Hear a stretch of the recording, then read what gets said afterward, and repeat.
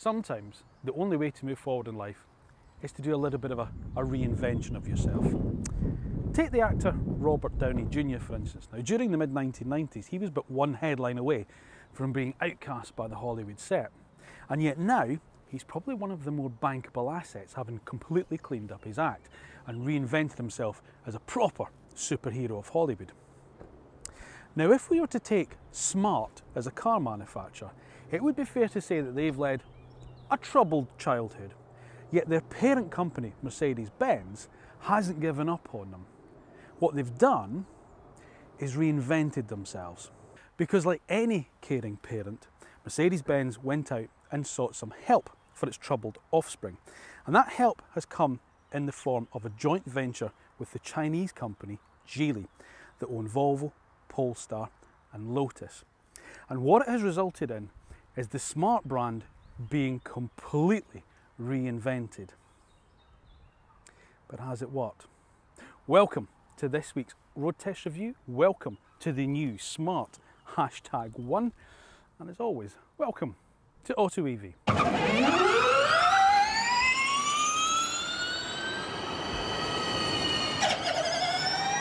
Now, before we get started on this week's road test review of the new Smart #1, it is of course that time where I'm going to ask you to make sure you are subscribed to the AutoEV channel.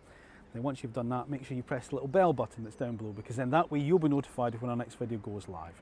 Once you've watched the video, if you enjoy it, make sure you give it a thumbs up, and don't forget, leave us your comments down below. Let me know your thoughts on the cars that we review, such as the Smart #1, and obviously on the AutoEV channel as a whole.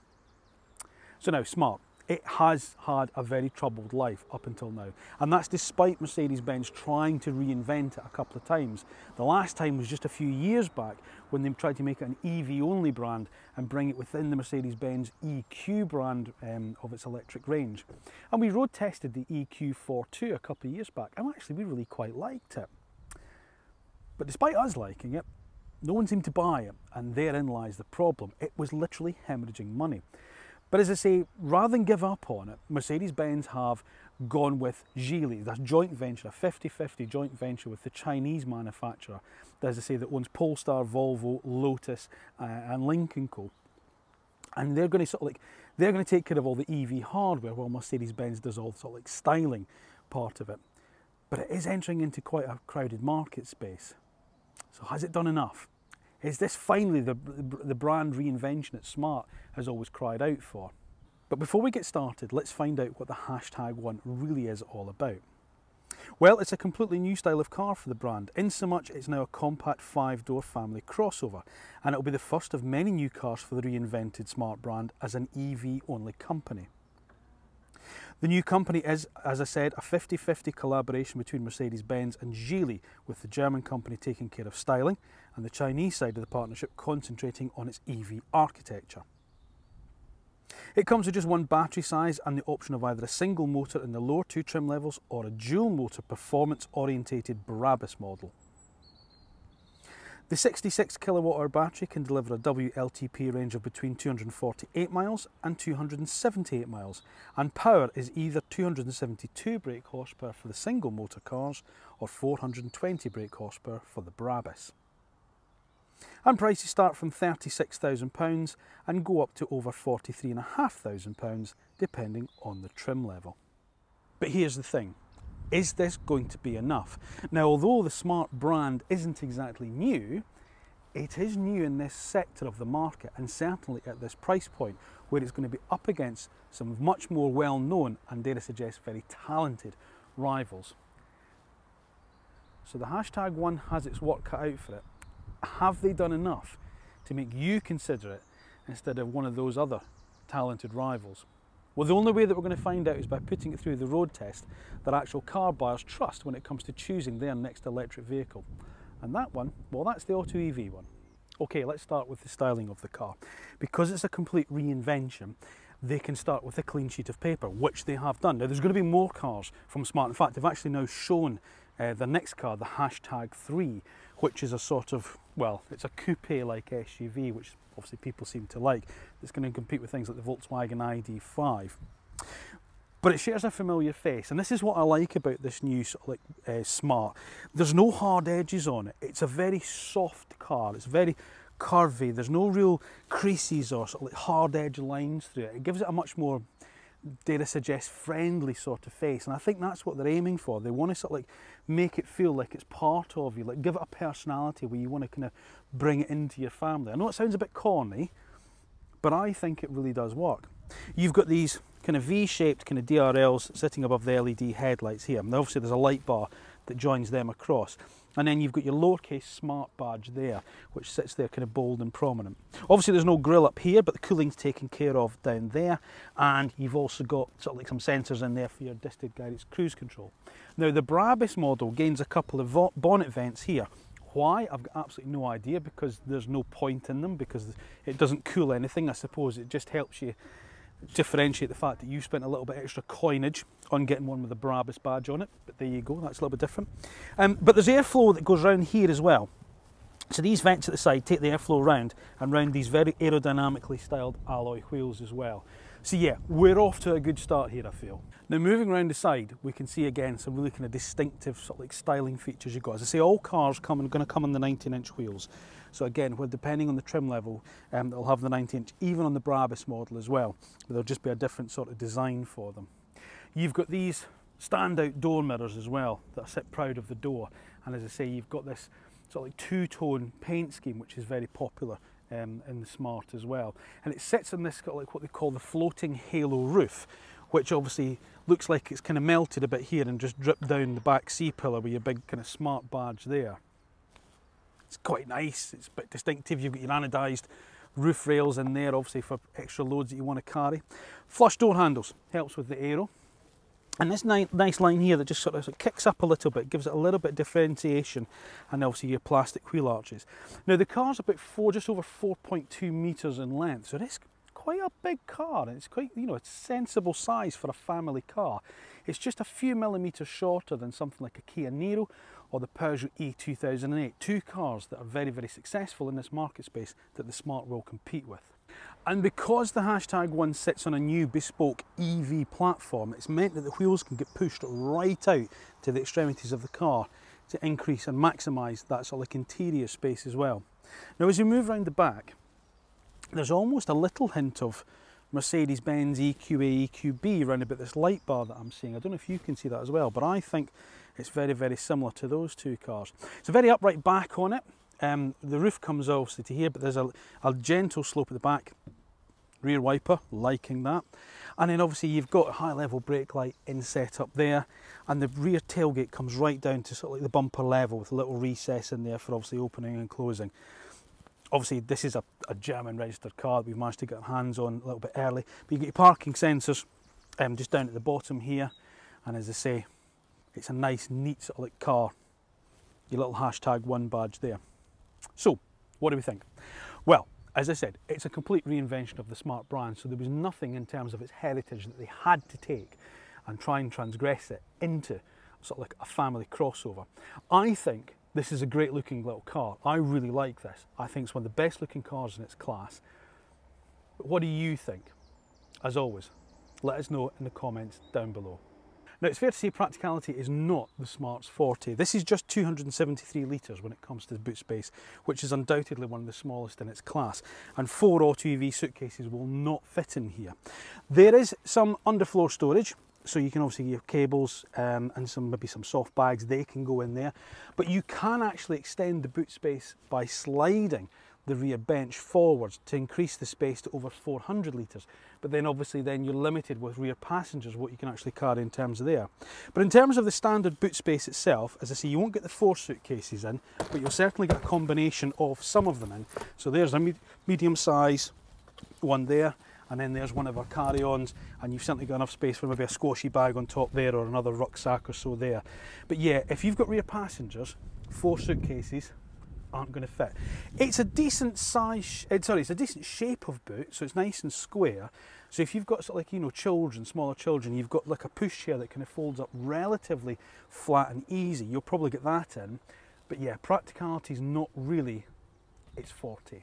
But being a bespoke EV platform means there is a small amount of room at the front, but I do mean small.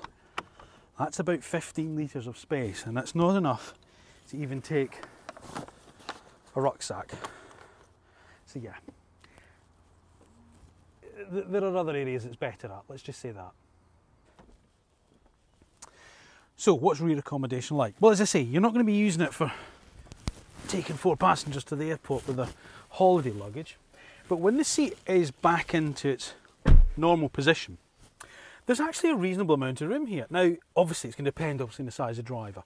This is set up for myself, and as you all know, I'm 5'7", maybe 5'8", depending on the trailing wind. And actually, I can sit behind myself quite comfortably. There's a good amount of foot room, and I've got the seat mounted really very low. 3 across, probably if it's children, you do have a completely flat floor, which is a good thing. So there's a completely flat floor across. And your ISOFIX points, well, they're nice and easy to get access to if you've got child seats and you're trying to get in. There's also a really good amount of headroom, even with this big panoramic glass sunroof that's in this particular car. So even people that are kind of 6 foot in the back here, I don't think they'll struggle too much in terms of headroom, thanks to that sort of like more kind of boxy sort of like styling you've got in the car.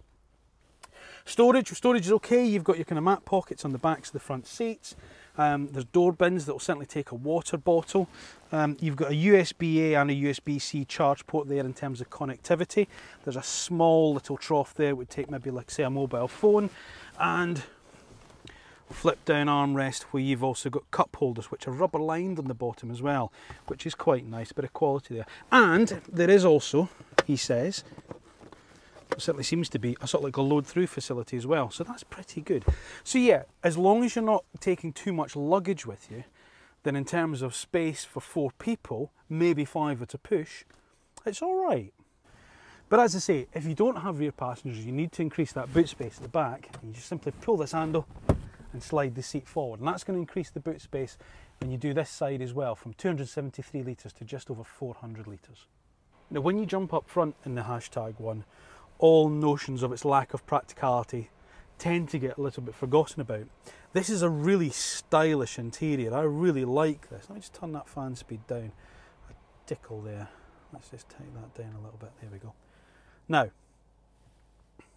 as a driver, you are effectively faced with 2 screens. You've got the small 9-inch one in front of you that you can easily see through the rim of the steering wheel, and that gives you quite a bit of information. It's quite nice and sort of like easy to read at a glance. You've got your speedo on the left, then in the centre it's got like almost like a kind of Tesla-like graphic where it shows you the surrounding cars around you when you're on the motorway or whatever, which is quite nice, so you know that there's a car maybe in your blind spot or over in that lane, which I do like.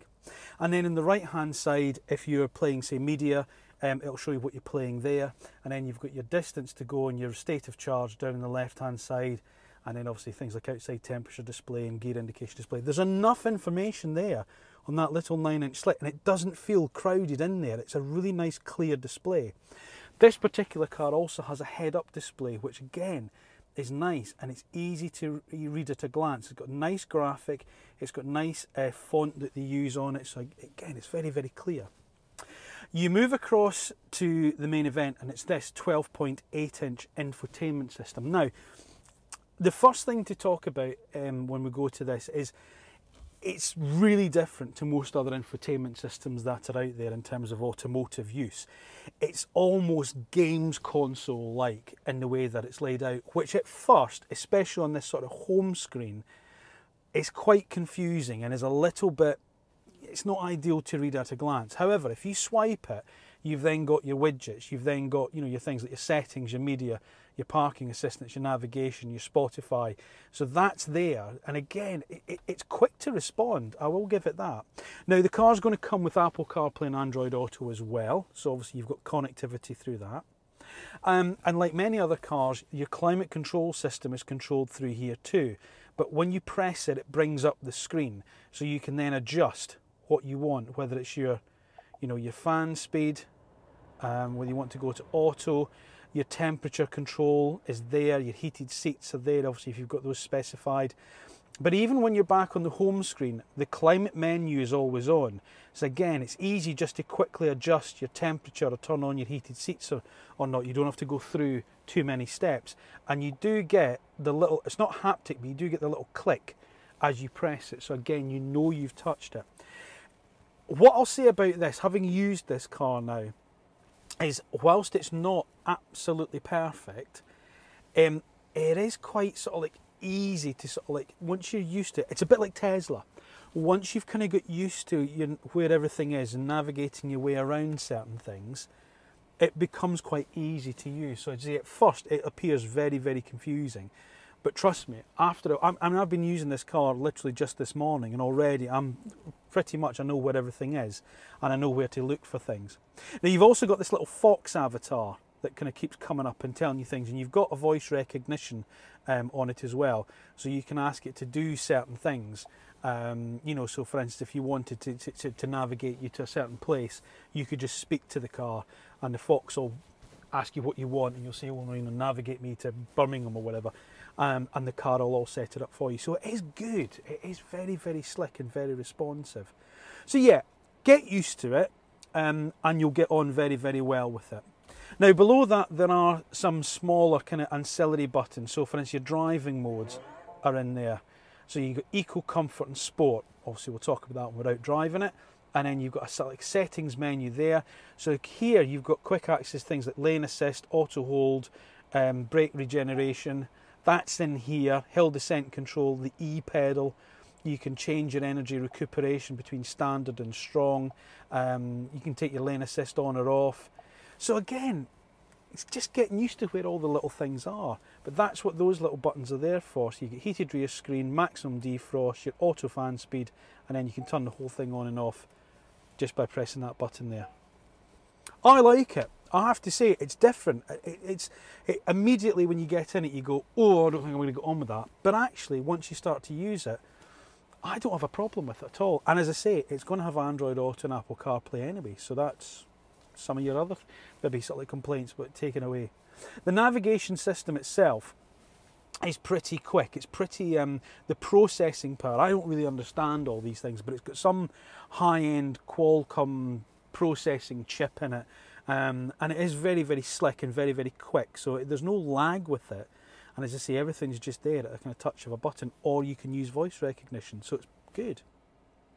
The design of it, I absolutely love this. I really, really like this interior. As I say, I've been using it this morning.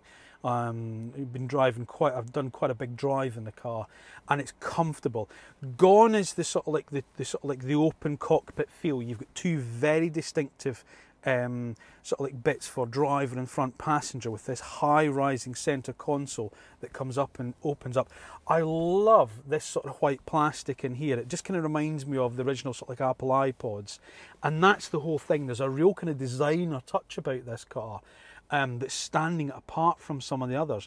And whilst yes, you could say, well, that's a lot of plastic, I'll tell you what, it's built well. It is absolutely as solid as a rock in here. The door handles, although they've got this kind of white plastic kind of almost blade that comes up, they're really nice to hold, and they give it, you know, they don't feel like they're going to squeak or rattle. The center console area, you know, this black plastic area here, again, it feels really, really solid. There's some nice use, you know, in this particular model's got the leather seats, you know, that's got a nice kind of quality feel to the material. You've got this nice kind of cloth headlining, you know, the little sunglasses holder, even it's got quite a nice bit of damping to it, and it's lined on the inside. I like that. So again, there's just a nice feeling of kind of quality about it. There's been a lot of attention put into the design, but also in terms of its build quality, and that is really going to be important at winning over fans, especially when the competition such as Kia, Hyundai, they've made big advances in their quality, and they're almost, you know, if not as good, if not even better than the likes of Skoda and Audi these days. So that's going to be really important, as I say, to winning people over. And what else have you got? Okay, so you've got wireless charging pad in there for mobile, plus USB connectivity in there. Storage is excellent. You've got enough space for my big coffee flask and my water bottle, and you can just cover that over with that little sliding bit there. There's also a little slot in there, which is great just for it's like popping your wallet in.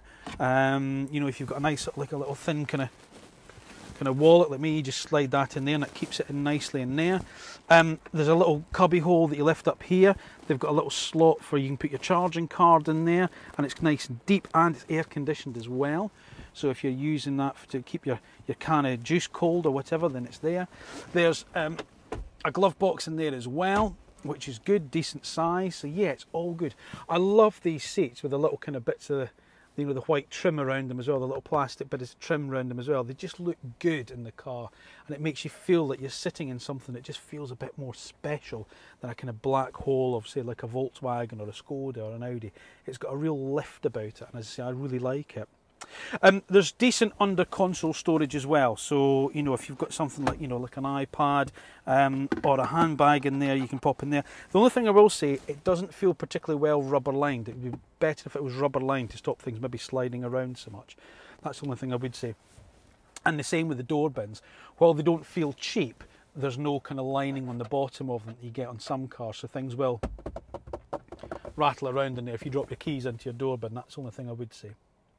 Driving position, well, this is a left-hand drive car obviously, but I can't see any reason why it wouldn't be the same on a right-hand drive one, and it is excellent. The seats themselves are nice and supportive. They've got just enough lateral support to kind of hold you in place, and they've got a good length on the squab, even though the squab won't extend. And the only thing I will say, it doesn't tilt. I'd quite like to have had it tilt. I like to kind of sit with my bum a bit lower than my knees almost, and it doesn't tilt up. But that's me. It's maybe not going to be a problem for everybody. Steering wheel, nice 3-spoke steering wheel, slightly flat on the bottom with just the right amount of controls on it. So you've got your volume control on this side, and then cruise control and parking assist over on this side.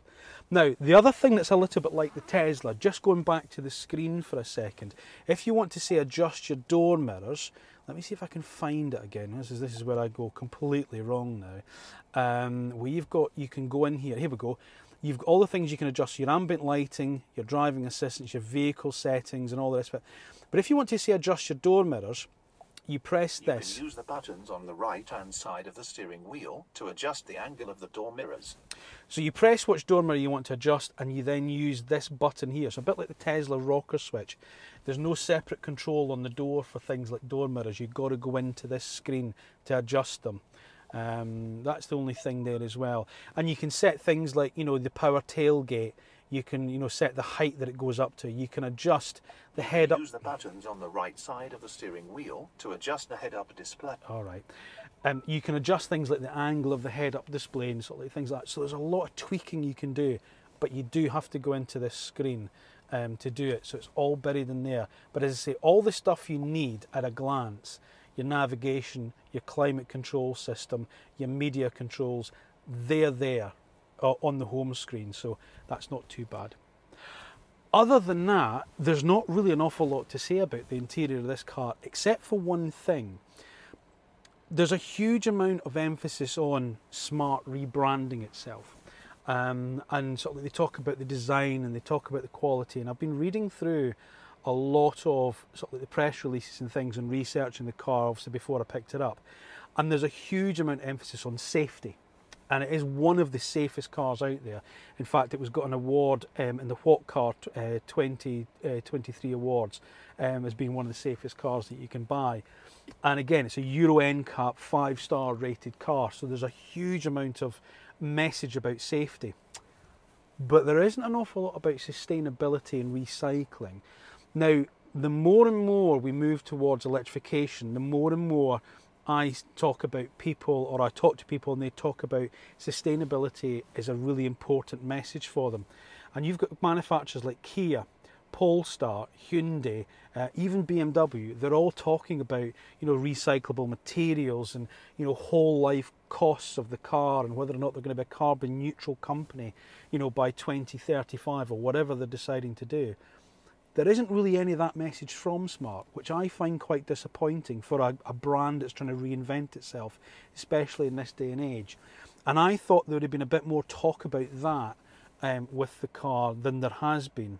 But that's not to take away from the car, because it is very nice in here, and as I say, there's a huge amount of quality, and as I see, you can really feel they've put a lot of emphasis on the design and the build quality on the car, but there's not a lot of talk about recycling and sustainability. And I think that's a really important message these days. And that's the only thing I would say I find a little bit of a shame with this car. Frameless doors as well. That's quite unique in this class of car. Anyway, let's talk about usability. One battery size, as I said right at the start, it's a 66 kilowatt hour battery. Now that's its gross capacity, so obviously slightly less in terms of its net capacity. Now it'll depend on what model you get as to how much sort of WLTP range that you get out of the car. So lead-in car, not the Brabus, the single motor car, which is going to be the most efficient car, which this one is, you're going to be looking at round about 273 miles on the WLTP scale. If you go for the twin motor Brabus, with all that power and performance, that drops to just below 250 miles. Now I have to say, I've done a reasonable journey in this car today and it's been pretty efficient. That's the one thing I will say about it. So I'd be keen to use it a bit more and to find out what the efficiency is actually like, but so far so good. I have been impressed with it. Now, charging speeds, they're 150 kilowatts, so not brilliant, but you know, class leading. But of course it means that you'll go from your usual benchmark 10 to 80% in around about 30 minutes. And if you're charging up from your home wall box, a 7 kilowatt wall box, and what you're going to be looking at is probably around about 9 hours to go from flat to full. My only other disappointing thing about it is that's where the charging flap is. I'd quite like to have seen that being the charging flap, but there you go.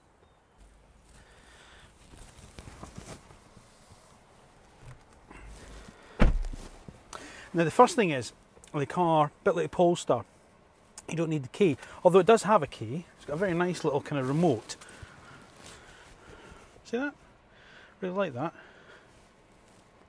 Nice and tactile. That's how you do it, Polestar, not a silly black box. Anyway, you've got that on you, so the car knows that there's now somebody sitting in the seat, so it automatically comes on, which is quite good. And then we're just going to, transmission lever is up on like an indicator stalk here, so you just flick it down into drive and we're off.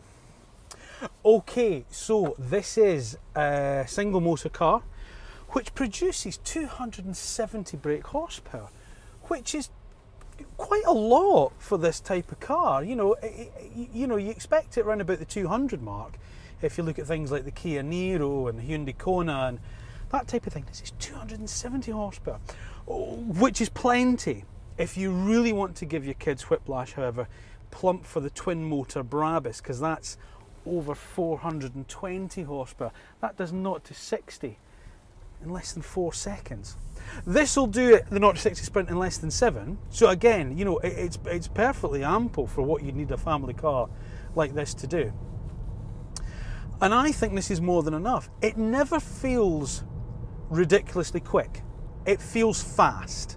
That's what I'll say. It doesn't feel, you know, stupidly quick, like you really need all that power. There's enough torque there, you know, for you to squeeze past something on, you know, like a country lane like this, or, you know, sort of like when you're up at motorway speeds to give you just enough get up and go. So there's certainly more than enough from this single motor car than you'll ever need from a family sort of like crossover like this. What does it feel like to drive? Well, I tell you what, it's surprisingly nice. And I don't mean that to sound horrible, but if you have any preconceptions of old smart cars, you know, the 4.2 or anything with those horrible old gearboxes and, you know, just everything felt a bit jiggly and a bit ooh, like that. This is nothing like that. This feels properly sorted. There's a Mercedes / Volvo-esque kind of feel to the car, which shouldn't be a surprise given the companies that are behind Smart these days. But if you were to think about it in terms of those two brands, you know, that type of quality of drive, you're not far off. It is a step above what you get from Stellantis. Now, funnily enough, the car I've been driving when I went to collect this car is the new DS3 E-Tense, the revised one. Which is a car I won't give the game away because that's next week's test, but it's a car I do like. And I thought, you know, this is a really nice car, and you know, the Smart's going to have to be really quite something to be. I'm blown away by how well this drives. Genuinely blown away by how well this car feels on the road. It is a superb piece of equipment to drive. It's not faultless. There are a couple of little things I would say. In terms of its steering, it's okay. Now, you've got different modes for the steering. If I go into the settings menu here, see what I'm saying a bit earlier, you need to try and kind of figure your way around this thing. That's my only bugbear with it. If I go, it's not that one there, it's settings in there. Here we go, power steering, here we go. You can go into you can change the steering feel on it. So you can go into sort of like light, medium or heavy. Now, heavy's not heavy. I think that's a little bit of a misnomer. I don't think they've called the right thing, but if you flick it to light, it is worryingly light. That's a little bit like, you know, Fiat had that city button on some of their smaller cars, like 500. So that's just for like getting into a really tight parking space and all that. Don't bother with it. I would stick with it in the heavy, because anything else just doesn't feel, it feels a bit too artificial. And whilst I appreciate this isn't going to be a car you're going to be out trying to seek every single little apex, it's still a car that's got a level of performance that might want to see, if you're in the car on your own, take it down a little kind of twisty road. So you're going to want to keep the steering in that heavy mode, but as I say, don't think of it as being the last word in precision, because it's not. And the same with the chassis. It's good. Again, it's perfectly acceptable for the type of car that it's trying to be. If you try and drive it at 10 tenths, you do feel there's a little bit of body roll in it. You sit quite high up in the car. Again, you sort of see it in pictures and you don't think that it's going to be quite as sort of like a bigger car as it is. You think it's going to be slightly smaller, and it's not. You do sit quite high in the car. As I say, I felt I was sitting in a much bigger car than that DS3 that I was driving when I went to pick this up. So it has got a feeling of sort of like space and sort of like of being a big car. That's what I will say about it. So you don't want to just throw it around all these bends, because that's when it really starts to feel its weight. Now that's going to be more of an issue, dare I suggest, with the Brabus model, because from my understanding, all they've done is added another motor. They've not really beefed anything up, so there's no adaptive dampers or sports suspension or anything. So I would think that car with over 400 horsepower will start to feel out of shape very, very quickly.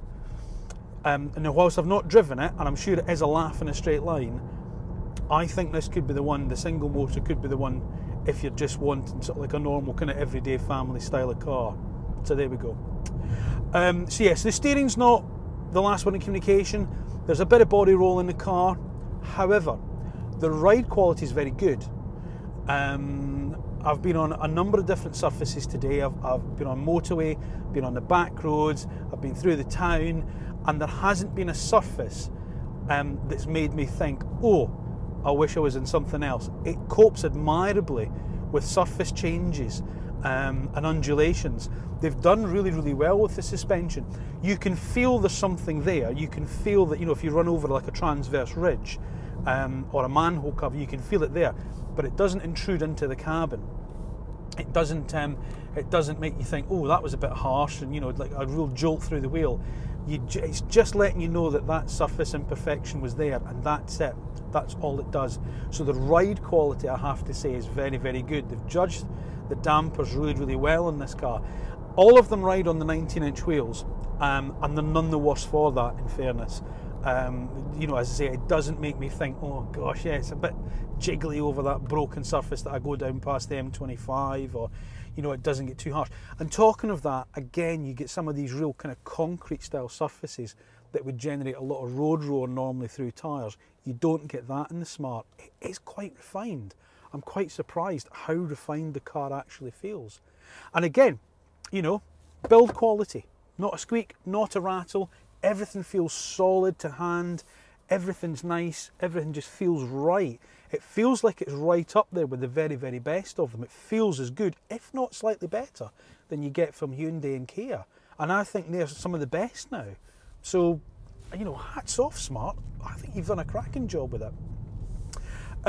There's 3 driving modes, which you click by going into this little thing here. You've got Eco, Comfort and Sport. Comfort's the kind of default standard setting.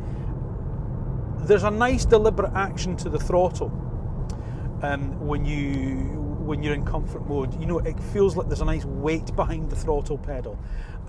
It doesn't feel overly aggressive, it doesn't feel too light, it doesn't feel dead. It does when you're in Eco mode, because that's obviously when it dampens everything down. So it does when you're in the Eco mode, but certainly in Comfort, there's a nice sort of like linearity to the throttle pedal that I do like. The brakes are all right. They're not the last word in feel. They're a bit like the steering. It's not the last word in feel that you get from it, but it's good, it's okay. It's certainly not as bad as, say, like you get from the Stellantis group offerings. Although in saying that, as you'll see next week, I have been impressed by that little DS3. I don't know whether they've changed the brakes on it. But I had an E2008 before it, and it felt just the same, but the DS3 feels a bit better. Regeneration, yes, you can change the brake regen in the car, but you've got to go into the screen. So you have your standard or strong energy regeneration, depending on what you want. Now there is also, if I do this right, yep, there's an e-pedal, which I've got to confirm. Yes, I'll confirm that. So when that mode is on, it says the use of the brake pedal is reduced and energy recovery and battery life increases. So there you are. So you do have an e-pedal mode as well, which when you come off, yeah, that does haul the car up to a standstill. Yeah, that works. That's okay. That's pretty good. So that works well. I like that. So you've got the choice of that. I'm going to take it off because I'd rather not have it on. But there you go. And there's a plethora of safety aids. So lane assist, auto hold, lane departure as well. The lane keep assist. Again, it's not too intrusive. It's quite nice. It's just enough. You get a tiny little vibration through the steering wheel, and on your head-up display it tells you if you're eking into the other lane. So that's good. I like that. The other thing it also does is on the little screen here, as I said to you, it's like the Tesla where it shows you where the cars are positioned round it. So there's 3 cars at these traffic lights in front of me, and it shows me the little shadows of them as well. So I know that there's cars there, so anything in the blind spot as well gets shown up on here. So again, it's the right amount of information. It's allowing you to drive the car, but it's just giving you the information that you might need to make informed decisions about changing lane or where you're going. So it's not too intrusive. There's not a level of autonomy that the car takes away from you as a driver. So I do like that as well. The driving position, well, as I say, it's a nice seat to sit in. It's comfortable. It just feels right for me. Now, I appreciate everyone's a different shape and size, so what's good for me might not be so good for anyone else. But personally, the only thing I'd like to have seen a little bit different was the ability to tilt the seat slightly up at the front and then make my bum a little bit lower. That's it. Other than that, you're not going to struggle, I don't think, to find a comfortable driving position in the Smart. It's really nice. Everything falls easily to hand. This rising console is really nice. The fact that, you know, you can reach everything with your hand very, very easily just works really, really well for me. Everything's, you know, visibility is excellent. You know, over the shoulder visibility is good. You know, the roofline doesn't drop away too much at the back, so you've got good over the shoulder visibility as well. The door mirrors are a nice sort of like size. So again, there's good amount of visibility available to you as a driver. It's a bizarre car. I don't really know what I was expecting. I don't know if I was expecting it to be worse or better than it is. I don't think I was expecting it to be as good as I'm finding it. I'm really, really impressed by it. I'm really impressed by it. I think this is a great car to drive. You know, it's these family EVs, you know, like the Niro, the Kona, the MG ZS, you know, some of them are good, some of them are very, very good, and some of them just fulfill the roles really well. The Niro is, you know, is probably our favourite in terms of this sort of small, compact kind of crossover car. Kia just knock it out the park for me when it comes to cars like that. But you've no idea how close this is to it. If you don't need the space, that's the only thing I will say. You know, the boot space, and then obviously, you know, it is small for its class, it really is. But this feels like a proper grown-up quality product. I'm really impressed with this. Really impressed with this. Now, in terms of pricing, you're going to think that it's expensive for a smart car, but it's actually very competitive for this class. So the range will kick off with the Pro Plus. at just under £36,000. And then you'll move up to the premium, which is the trim level that I have here, where you gain things such as the duotone leather seats, the Beats audio system, the panoramic roof, other little niceties at that, and that's just under £39,000. There's going to be a launch edition car which kind of gets all the little bits and pieces that you get in this premium, plus probably a few other little unique things that you can't get, but they're only going to make 1,000 of those, and that's going to come in at just under the £40,000 bracket. Or you can go for the dual motor performance orientated Brabus model at £43,450, which is a lot of money for a smart car, as I say, but not a lot of money for a car that can do the 0 to 60 sprint in just under 4 seconds and still carry your family with you. So in terms of its price, as I say, you've got to remember this is a completely new market sector for Smart, and as I say, it is quite competitive in terms of what other cars that it's going to compete with. And what are those cars that it's going to compete with? Well, it's going to be things such as Peugeot E2008, Vauxhall Mokka, the car that we're going to be featuring in next week's road test, which is the newly revised DS3 E-Tense. And then of course there's one of their channel favourites, the Kia Niro Electric. From the sister brand Hyundai, we've got the new Kona coming as well, so that's going to be a competitor. And of course there's the other Chinese brands which have entered into the market space with MG ZS EV and of course BYD's Atto 3. And that's before we talk about cars that have yet to even appear, such as Jeep's new Avenger, Ford's new Explorer as well. So again, marketplace that's going to be bursting with very talented competition out there. So it does have its work cut out for it. So here's what we like and what we don't like about the new Smart #1. We like its design. We like the interior design and build quality. It's refined. It looks to be very efficient, and it has a strong safety message. We don't like, well, the boot is small for class. The brand has a lot of work to do to win over new customers and convince them that this is the new face of Smart. And for us, there is just that lack of sustainability message. When I started this film, I was talking about Robert Downey Jr. and how he sort of like reinvented himself, and sort of like, you know, you kind of forgot about the drug fueled debauchery that had gone on before, and of course, as I say, he became one of the most bankable assets in Hollywood. But the more I've driven this car, the more I think the actor that I maybe should sort of like put it across as is Matthew McConaughey. Now, he's never done anything really wrong like that, but remember when Matthew McConaughey was only ever really known for doing rom-coms. He was the kind of guy, you kind of go-to guy for rom-coms. And then he did True Detective, and then all of a sudden he started to do more and more serious type of films, and people realised how good an actor he really, really was and the depth of his talents. He really reinvented himself as an actor. And that's what I think this car has done. It's going to be hard to sort of like see Smart in some respects as a mainstream competitor for the likes of Kia, Hyundai, you know, Ford, Vauxhall, the rest of the Stellantis group cars, but you need to take it seriously, because I'll tell you something, this is a really impressive piece of product. I really have been quite taken aback with how much I've enjoyed my time with the #1. Yes, it's a silly name, I'll give you that, and there's that lack of sustainability message that I keep coming back to. I'm really surprised at the company not going really hammer and tongs for that, because we know that in terms, especially with younger buyers, that's a really key message to winning them over.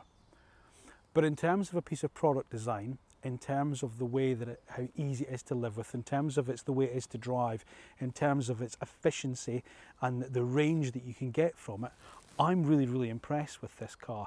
And if this is the way that Smart are sort of like laying foundations for their future, then they really do have something quite credible to build on.